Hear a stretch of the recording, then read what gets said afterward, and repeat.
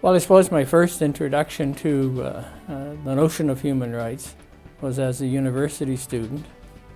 First, in a political science course during my undergraduate studies, which I did in Dublin, Ireland, in the late 1950s. We learned about the work of the United Nations.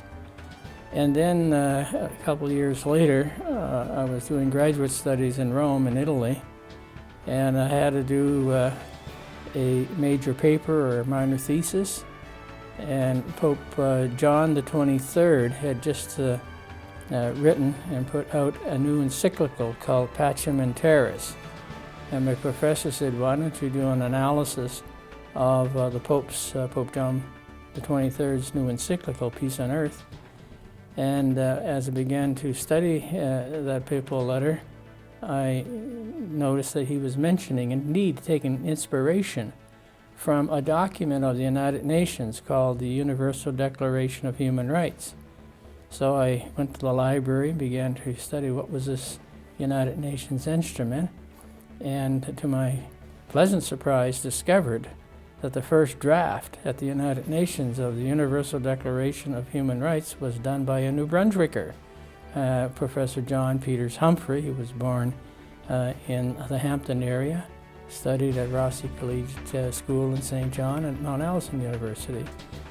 So I really delved into it, and again to my surprise found a second New Brunswick connection with the crafting of the Universal Declaration of Human Rights.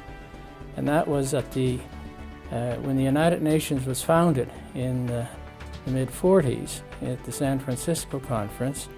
The first functional commission of this new United Nations institution or organization was the Commission on Human Rights.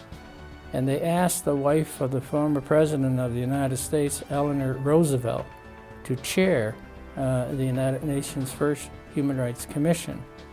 And Eleanor Roosevelt used to summer in New Brunswick on Campobello Island. So I was obviously, as a young New Brunswick student, really intrigued of this connection with human rights and the province of New Brunswick.